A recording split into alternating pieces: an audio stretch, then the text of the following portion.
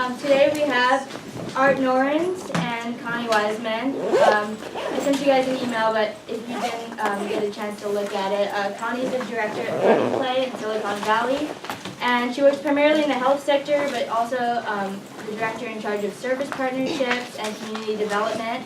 And Plug and Play basically takes small startup businesses and helps them with marketing, finding investors, business mentors, and so on.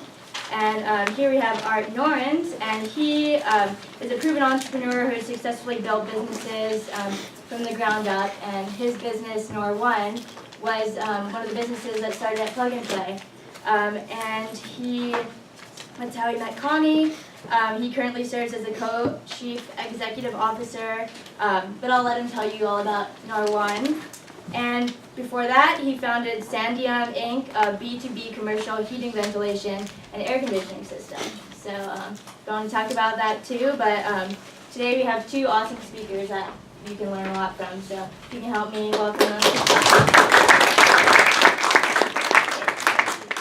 Hey, a warm welcome, guys. Sorry about the little bit delay. We're coming from the South Bay, and you know what that's all about. So spend some quality time on 880. As Mackenzie was saying, my name's Art Norins. This is Connie Weisman. She's at Plug and Play. I have an internet company. I've been an entrepreneur my whole life. What I thought I'd just quickly do, I'm all about people. Ever since I was a little kid, I loved to build. I had my own companies then. And what I thought I'd do at this time is give you a brief background of kind of the journey from when I was younger and when I was at school at your guys' age, and then building my various companies, and then really open it up to questions that you guys really want to drill deeper in, if that sounds okay with you guys. If you could, just going to quickly go around your first name and just where were you born? Sir? Jeff, and I was born in San Francisco. All right, nice to meet you. You? Joy, Southern California, Diamond. Cool, nice to meet you. DC. DC, Washington DC, Yeah. too? Good. Sean, Alamo. Alamo. Oh, here. Yeah. Okay, all right. Brian, Redwood City. Redwood City, good. Awesome, Chicago. And what's that, North Shore, West Side? Cook County. Oh, Cook County, okay, very good. Art? Adam from Los Angeles. Los Angeles, that's big. Where in Los Angeles? Like West LA. Good. Yeah. I know that, okay. Ryan from Santa Monica. Art, nice to meet you. Nice to meet you. Augustine, the north of Argentina. Oh, very good. Peace out. Art? Lamb, Saigon, Vietnam. Very good, cool, nice to meet you. Hi, Anita, local here in San Paulo. Okay, good. Sid, I'm from New Delhi, India. Fantastic, I just got back there from last week. I was in India and Calcutta. Sean, Redondo Beach. Redondo Beach, Yeah. good. Surfer? Ryan, San Jose. San Jose, good. Art? Still Art? You help down here? Here, sir? Brian from LA. LA, where in LA? Northridge. Okay, very good. Art? Austin, San Jose. Austin, okay. Cool. Art? Kevin, we're in China. Art, where in China? It's pretty big. Beijing and Hong Kong. Fantastic, very good. So, first Mandarin or Cantonese? Those. Okay, very good. I'm Art. Very nice to meet you.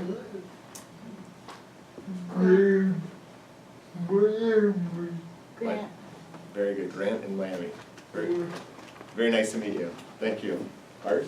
Joe, Santa Barbara. Art, nice to meet you. Robin Palo Alto. Robin Palo Alto, very good. Art? Jeremy, Jackson, Tennessee. Jackson, Tennessee.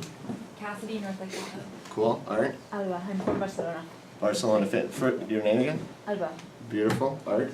Victoria, Sonoma County. Nice to meet you, Victoria. Jesse, Anaheim. Art? Lexi, Houston. Houston, good. Brianne, Sacramento. Art? Ross, Malibu. Malibu, good. Art? Mooney, Oakland. Oakland. Art?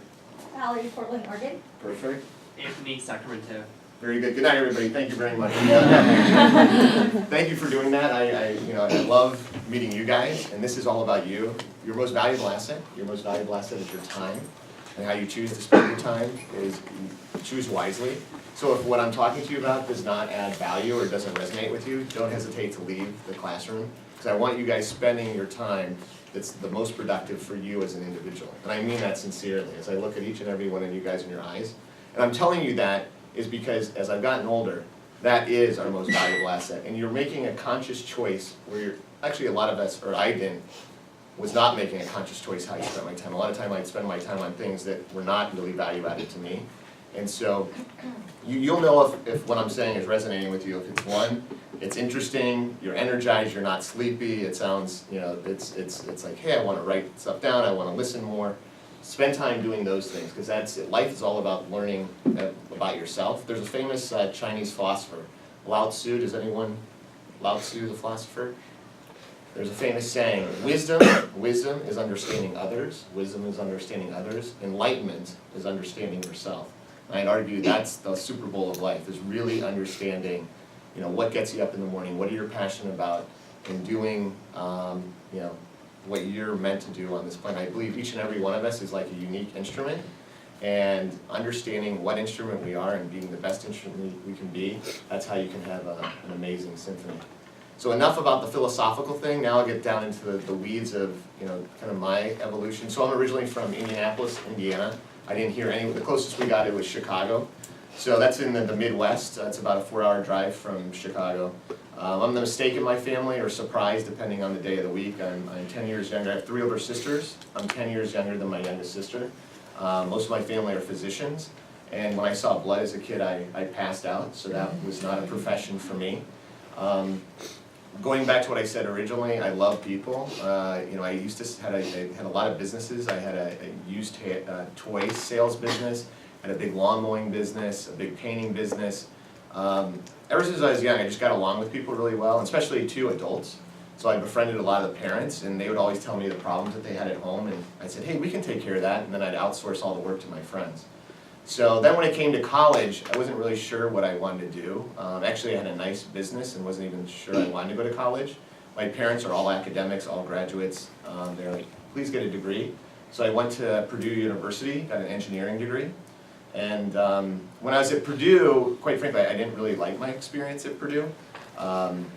They have a very big, you know, look to your left, look to your right. At the end of the semester, one of the people that you're sitting next to will be gone. So it's a really weed out kind of mentality, and so there's a lot of research done there. But what I did like is I loved it when speakers came on to campus, similar to like what I'm doing with you guys. And I remember one of the speakers was the CEO of UPS, and he was an industrial engineering grad from Purdue, and I was one of those people that would go to these speakers, and if something resonated with me, then I would stalk them. Like immediately after the talk, I'd go meet them and, you know, walk out to their car and go, hey, you know, what can I, you know, I want to be like you. What do I need to do? So that's another thing that's really important that I found in my life is finding mentors.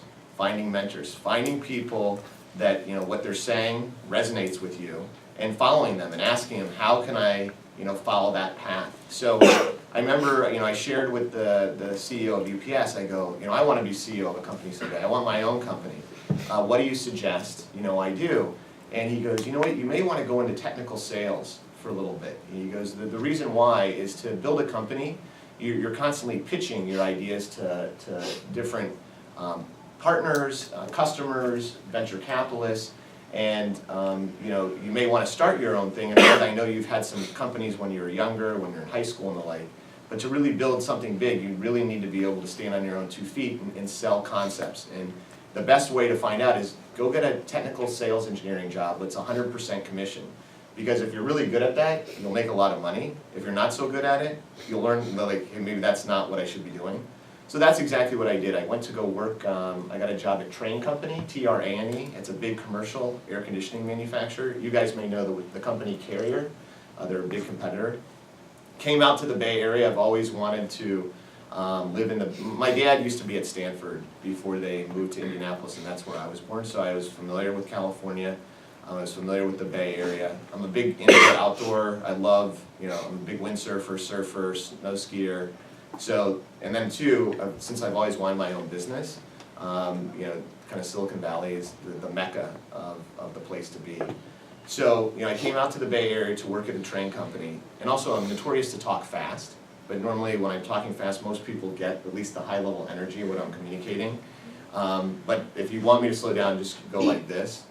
But I think you're getting most of it because I'm connecting and seeing each of your eyes, and it makes you're not on your phones yet. So, so anyway, I came out to the Bay Area, worked for the train company as a 100% commission sales engineer. Sold, you guys may be familiar with Century Theaters, AMC Theaters. At that time, this is going to date me, during the 90s, they were building all those megaplex theaters, and so I supplied their systems globally. You know, they built those theaters throughout the U.S., throughout Europe, throughout Asia.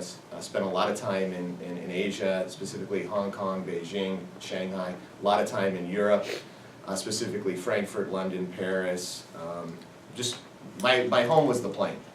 And so as I was building that air conditioning business, what I did is, as I got more and more contracts, I actually brought team members into my kind of group. And so I had basically my own company in the train company. And we became known as this group that was really customer service oriented. Like Intel, if they were building a new fab in Penang, Malaysia, we'd fly to Penang, Malaysia, and make sure that the air conditioning and heating was exactly operational, and that they gave me a call, I'd be on the plane within 24 hours. So just we were really, really customer service oriented. So then, that company, I grew a lot within train company, but then this was a big turning point in kind of the growth of my career, is when we were doing a lot of projects in Europe, there's a German manufacturer in southern Germany near Munich that actually had a far superior equipment than we did. And I told a lot of my big US customers, you should buy this German equipment. And I remember my customers going, do you make money by promoting this German equipment? And I go, no, but it's a better solution than our equipment. And they're like, hey Art, we buy from you.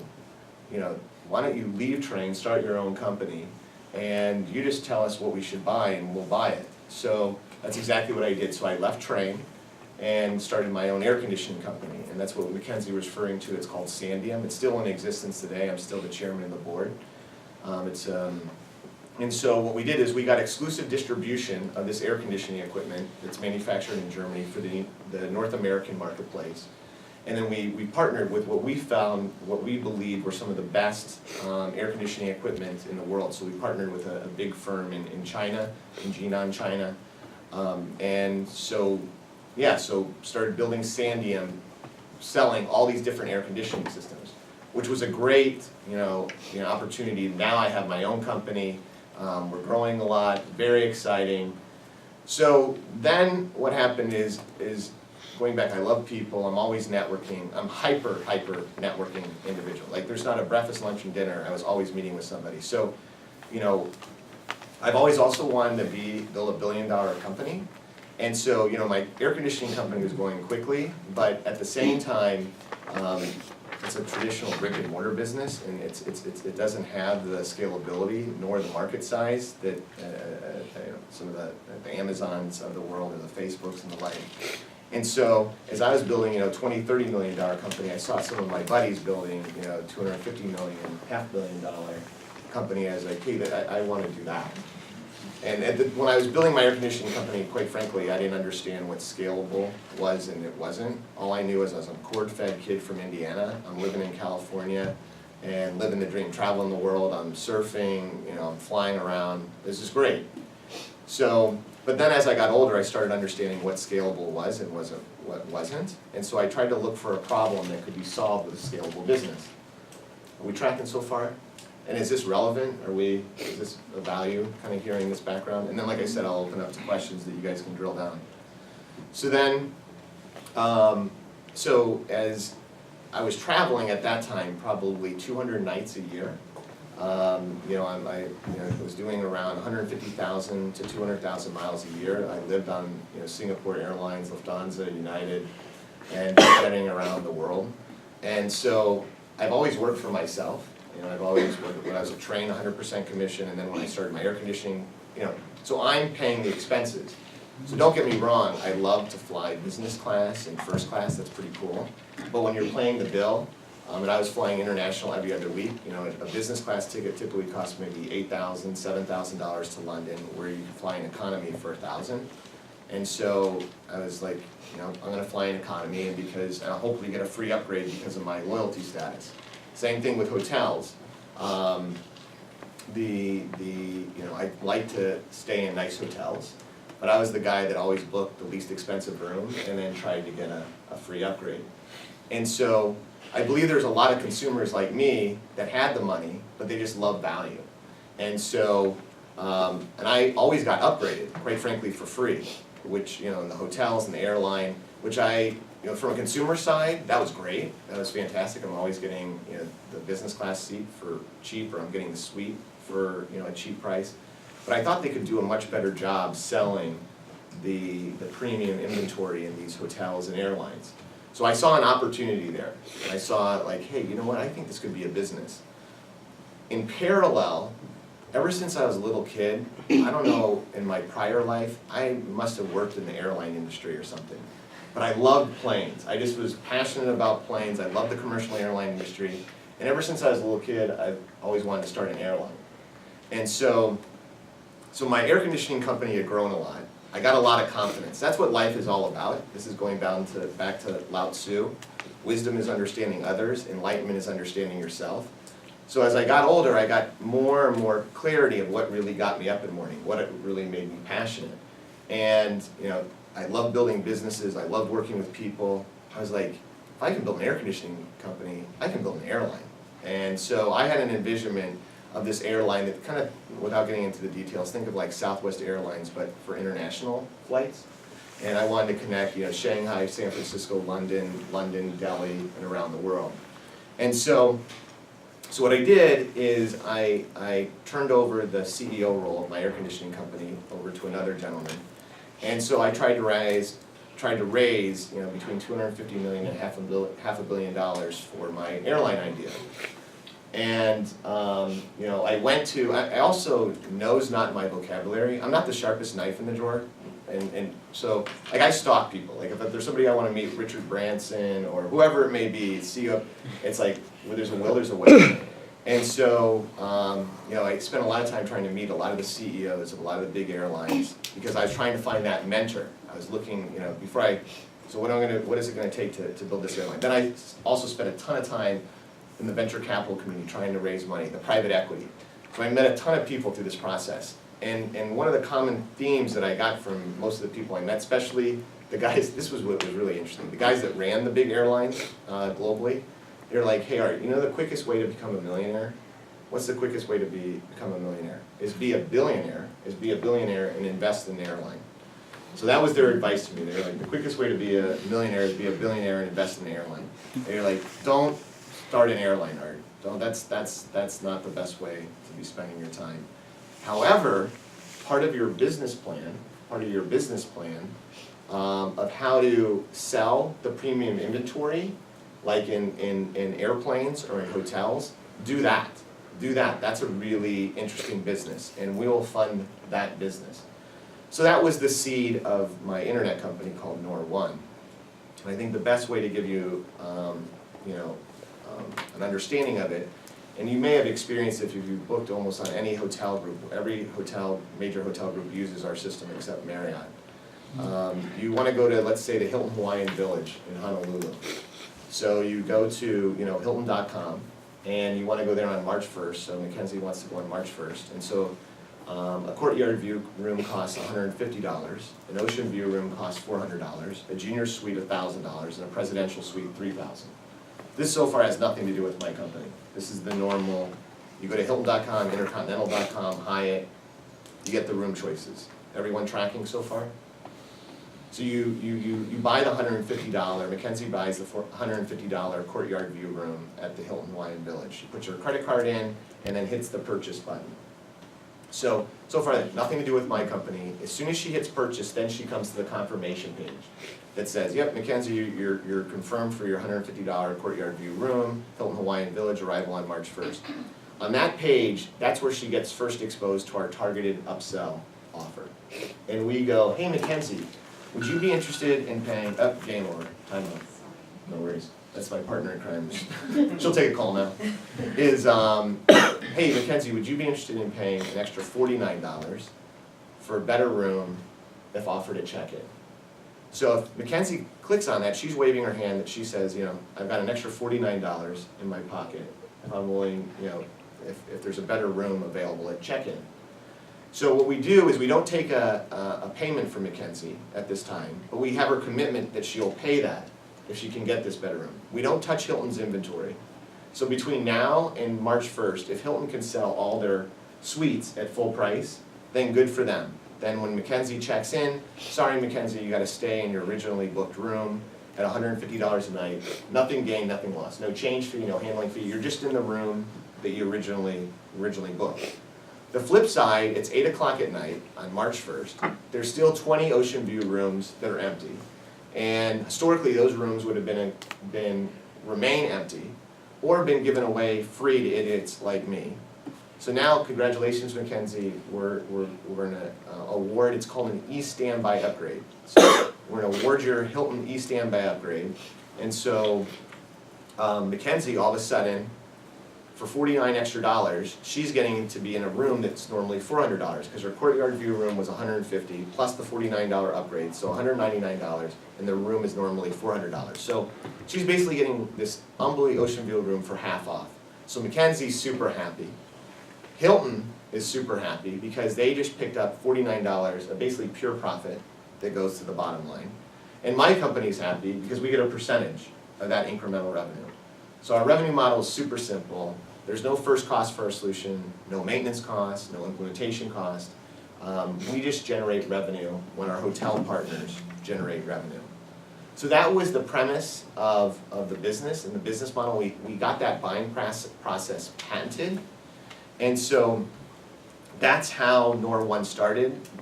Questions so far? Are you tracking? Yes, yes. I haven't seen anyone leave yet, so hopefully it's still valuable, but if you can leave. Yes. Remind me your name? Robin? Yes, thank you. So do you guys like integrate like any kind of technology into their system or something to do that buying process, or it's just like they're purchasing the rights to that patented buying process? No, great question. So we're fully integrated with their reservation process. So, so kind of now fast forward. So this is what happened with the company and how we've evolved as a company. So first we started doing room upgrades, and what we found is consumers love value, they love a deal. So, and we're really good at pricing these room upgrades, so our conversion is really high. Of the consumers that see our offer, about 20% click on it, which is a crazy high conversion number. The other thing is we started getting into other offers, like spa offers, restaurant offers, other type luau's, all different types of offers. You think of a resort in the Caribbean or in the Mediterranean, there's a lot of services on property. We're really big in gaming. A lot of our big customers are Caesars, Wynn. Our solution is leveraged throughout Las Vegas, Macau, Singapore. So we started getting into more than just room upgrades. The other thing is we got a lot of investment, and it came from different places. One was Goldman Sachs. Two is, you may be familiar with Excel Ventures. Excel is one of the major shareholders of Facebook and Groupon. And one of the greatest things we learned from them, what's really cool with the Excel portfolio of companies, you spend a lot of time with the leadership of the other companies they've invested in, and they share best practices. Well, they educated us about building profiles about the consumer. And what do I mean by that? Is we have a profile about Mackenzie, and when she books at the Hilton Hawaiian Village, we note on her profile that on this day, on March 1st, she arrived, she had booked a $150 room, but then she paid an extra $49 for a room upgrade. And then when she stayed at the Waldorf Astoria, which is also part of the Hilton family of properties, when she was in New York City, and she was there just for one night, opposed to 7 nights in Hawaii, we gave her the offer for the room upgrade, we gave her a spa offer and a restaurant offer, and she didn't take any of those offers. And by the way, she was using a different credit card that she used when she went to Hawaii. And so we started building these really robust profiles, and we started learning it's just as important to understand what Mackenzie wants and what she doesn't want. And you start seeing her price sensitivity. And so then what happens, I call it the attention deficit disorder generation. If you don't convey your value instantly to a consumer, you're dead. And historically, in e-commerce, especially in the travel space, specifically in the hospitality space, they'd spam you with a ton of offers. They'd give you like 30 offers, and you have to scroll down, it's blah, blah, blah. No one's doing the blah, blah, blah. So we build these profiles to build basically laser-guided offers to Mackenzie. Mackenzie doesn't like room upgrades. She doesn't like restaurant offers. She likes spa offers. Let's put a spa offer in front of Mackenzie. So, and our profiles only become more and more robust through machine learning and the like to make these super laser-focused offers. So we have been evolved into more of a business intelligence data analytics company. So, so that's kind of the evolution of the business. Is that so far making sense? So the company's grown. We are headquartered here in Santa Clara, and then we have offices in Frankfurt, Germany, A big support center in Mexico, then we have an office in Singapore and then also Sydney.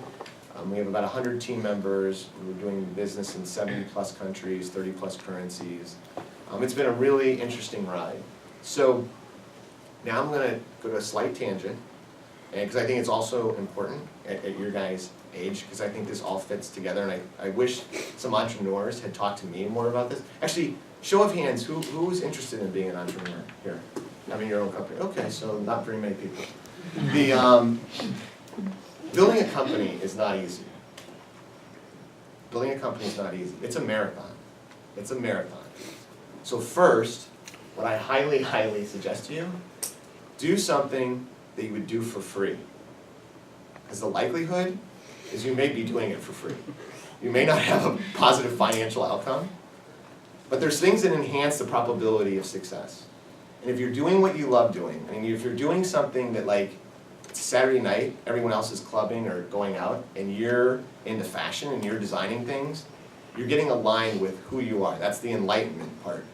And if you're doing what you love doing, those are the people that normally can do a marathon because they love it so much that that's what they think about when they're showering, they're riding their bike, it's just going on in their head constantly. So getting in touch with what you're really passionate about and building a business from that. Like I love travel, I love working with people, I love value, I love deals, I love like getting a suite upgrade. You know, I'm at the Four Seasons, 1 minute looking at the courtyard dumpster, next minute just this villa. You know, so it really resonated with me. So I challenge you, get aligned with what you're passionate about. Get enlightened about yourself. The other thing is typically most of us also are interested in having kind of some significant other relationship at some time in their life. And being an entrepreneur is not easy having a significant other. Because the amount of time, this is your baby. Like, you know, I actually now have a 13-year-old daughter, so that's my other baby. But my first baby was Sandium, my second baby is Nor 1. And, you know, being able to communicate with your partner and being able to go using words of managing expectations, like I'm doing, hey, this is not an easy journey, and you want to find a partner that like wants to really support you in that effort because it's a lot of hours. And so in life is choices. There's only 24 hours in a day. And so I share that with you in that, you know, one is, so kind of fast forward, I went through a horrific divorce.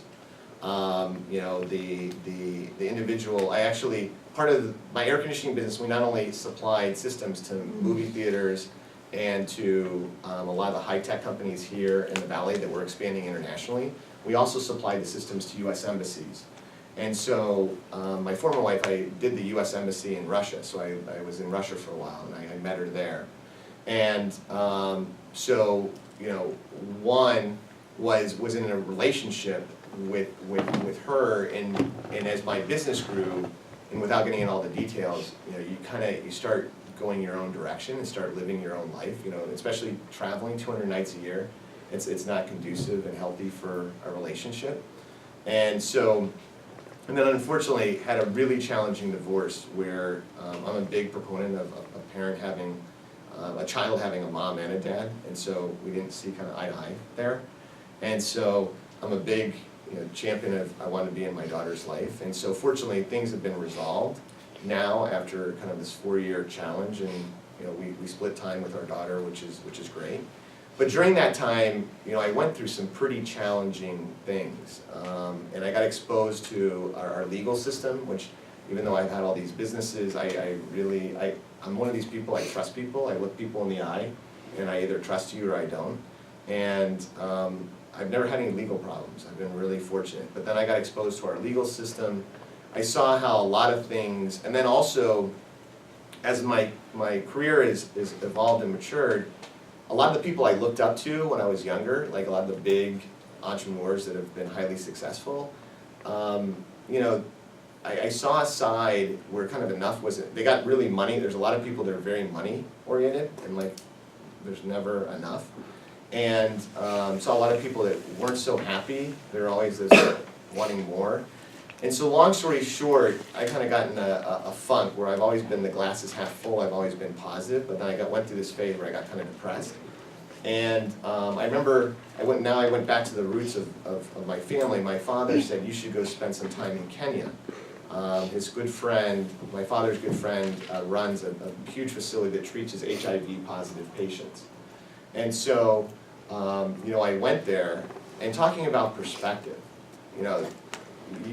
this little bubble that we live in called the Valley, we have luxury problems. And, all of a sudden to see the kind of problems and the challenges and extreme poverty and issues, it just really woke me up. And at the same time, I've got a lot of friends that, here they've got unbelievable financial wealth, they've got a lot, yet really unhappy, alcoholics, just drugs, they don't have a good relationship with their kids. It's all the crazy that you guys also know that comes with the whole Bay Area. I love this place, it's amazing, but we're all like A players that are pushing full throttle. Sometimes I think we're chasing not sure what. And so long story short, is it really opened my eyes that we have some big challenges on this planet. I got on the board of this organization, I started getting involved in delivery of healthcare in the developing world. I got involved with an organization, Room to Read, that you may be familiar with, these access to education. And so, when I came to the conclusion, we're all born with gifts. Each and every one of you guys has a hell of a lot of horsepower. And if you get clarity on really what you want to do in life, and you focus your time and energy on those things, you can truly move mountains. It's not bullshit. You're talking to a kid that grew up in Indiana, raised crazy amounts of venture funding, built this thing, an idea. Like, I remember I had this idea, and now every hotel group in the world uses our system. It's like, is that possible? And so what I've learned is I want to use my time and energy, my resources, my talent on social entrepreneurship. And what that means is for good, or things like, if I was you guys, if I'm talking to me now, as I'm talking to you, I would love to start a Genentech, a very different type of cancer research, or something that, don't get me wrong, my company would do some cool stuff with hotel reservations, and we give room upgrades, and we make people happy, and I don't want to minimize that, and that's good too, and I feel we create value. I'm just saying, where I am in my life, I want to be involved with things that I see much more direct impact in raising all ships. And so as you guys make choices in your life as you go forward, first of all, you guys just making it here to Berkeley, you guys have already separated yourself from so many people. Like, you're in the rare air at the top. I just returned from India. I was in India for the last 3 weeks. We have a development center in Bangalore, which is now Bengaluru. And then I was up in Delhi and then Mumbai, but then I also was doing volunteer work in Calcutta. And so that's another thing I highly recommend. A lot of you guys probably travel a lot, but number one asset that I have, I don't really care about material goods. It's relationships, experiences, get a passport, travel. Travel as much as you can. Don't just listen to the TV. Go to the Middle East, travel to the Middle East. Go to Latin America, go to Asia. Travel, travel, travel. Become a critical thinker. I know you guys are critical thinkers because you're here at Berkeley. This is a very cosmopolitan, diverse group. But travel. Get your eyes open. That'll help you learn who you are as an individual and drive enlightenment. But if I could plant some seeds with you guys, I saw a lot of hands here raising your hand that you're interested in entrepreneurship. If some of those passions that you have are dealing with helping others,